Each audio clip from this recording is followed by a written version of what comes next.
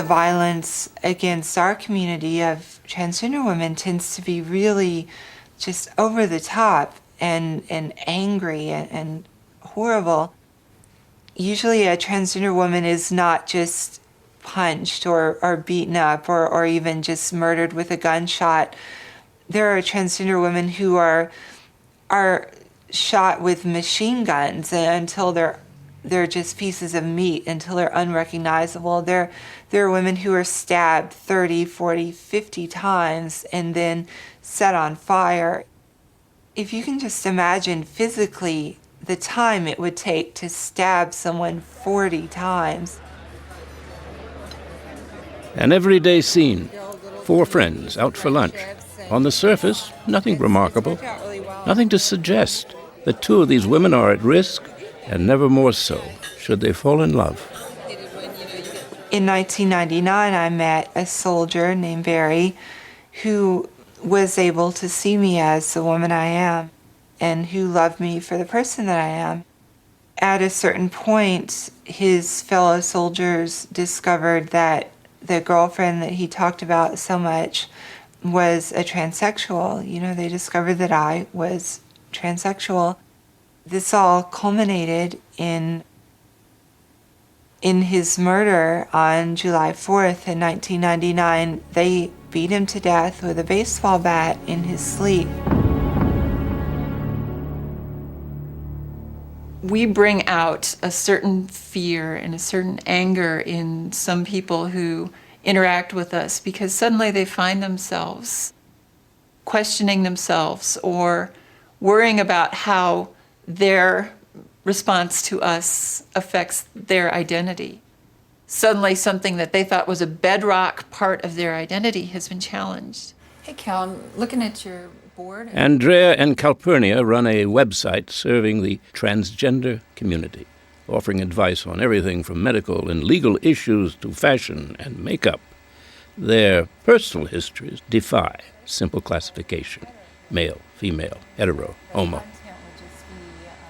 People always assume that this is all about sex. And certainly we are all sexual beings in some way or another, but that's not the entire story. People transition for a lot of reasons. One of the confusing things in my own case for some people is that I'm attracted to women, and so they think, why would you do all this if you were attracted to women?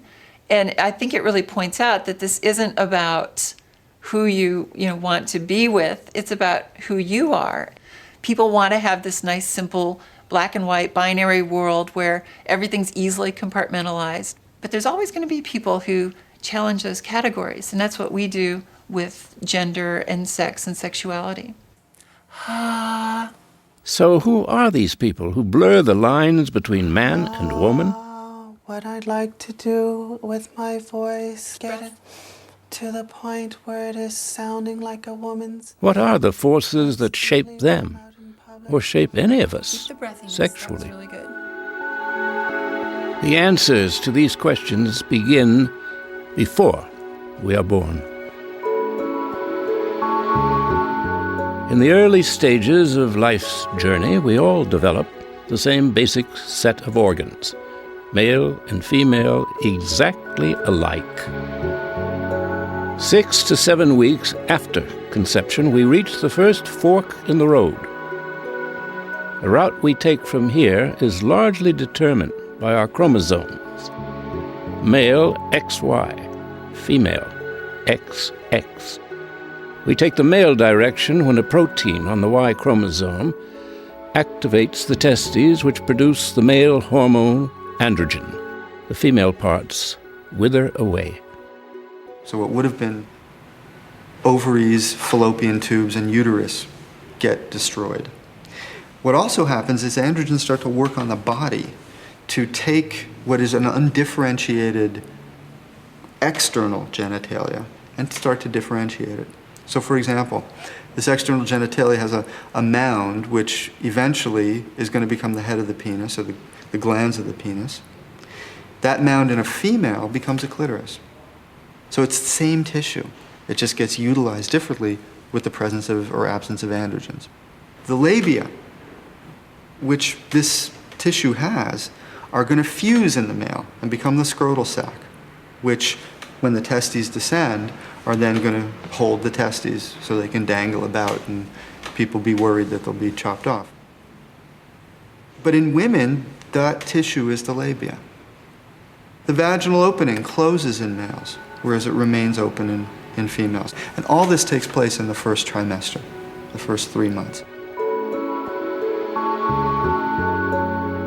But what else can happen in those first 3 months when males, XY, and females, XX, take their separate baths? There are other combinations, XXY, XYY, XO, that can send the developing child into territory in between neither male nor female, intersex. With intersex, one of the things that can happen is that the phallus can be halfway in between. You can have something that looks like a penis, but the opening is on the side. Or you can have something that looks like a clitoris, but is quite large. One person in 100 has a body that differs from what doctors consider standard male or female. That's over 4,000 people in a city this size. In our culture, the idea of an intermediate sex seems threatening, and the whole issue has been shrouded in secrecy. Recently, though, people with these conditions have stepped out of the shadows